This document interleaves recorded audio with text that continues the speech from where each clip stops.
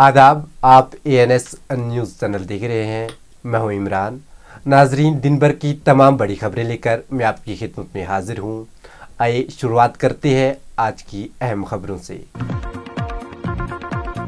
جموں و کشمیر کے گرمائی دارالحکومت سری نگر میں موسم کی سرد ترین رات -3.4 ڈگری سیلسیس ریکارڈ کی گئی۔ وادی میں کم از کم درجہ حرارت نقطہ انجماد سے نیچے جا رہا ہے، کیونکہ زیادہ تر اسٹیشنوں پر درجہ حرارت 0 سے نیچے ریکارڈ کیا گیا ہے۔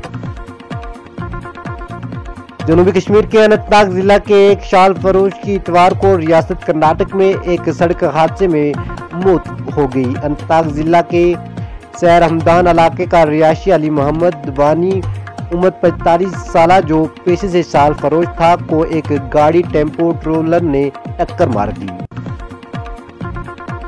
جنوبی کشمیر کے اننت ناگ ضلع کے قاضی گنڈ کے حدر علاقے میں واقع ایک گریڈ اسٹیشن کو پیر کی صبح آگ لگنے کے واقعے میں جزوی نقصان پہنچا۔ آگ پیر پنجال ٹنل کے قریب واقع گریڈ اسٹیشن میں آج صبح لگی۔ اخلاقی پالیسی کو ختم کرنے کے باوجود ایران نے ملک میں جاری مظاہروں کی حمایت کرنے پر معروف اداکارہ مطرح حجار کو گرفتار کر لیا۔ ڈاکٹر فاروق عبداللہ پیر کو نیشنل کانفرنس کے بامقابلہ صدر منتخب ہو گئے۔ پارٹی کی صدارتی انتخابات آج سری نگر میں پارٹی ہیڈ آفس 9 وقت میں منعقد ہوئی۔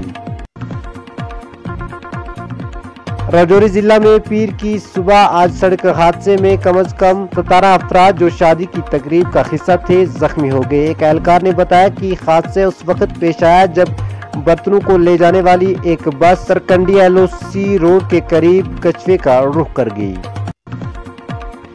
سونمرگ ہیلتھ وزٹس میں تعمیرات پر ہائی کورٹ کی پابندی کے باوجود BOC کے چیئرمین ڈپٹی کمشنر گاندربل نے 29 نومبر 2022 کو ایک میٹنگ بلائی اور کئی عمارتوں کی تعمیر اور بحالی سے متعلق کچھ فیصلے کیے۔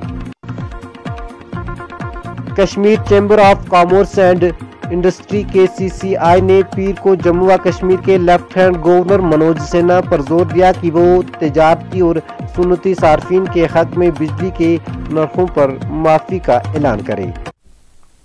ناظرین، یہ تھی چند اہم خبریں۔ انشاءاللہ کل اسی وقت پر آپ سے دوبارہ ملاقات ہوگی۔ تب تک کے لیے اللہ حافظ۔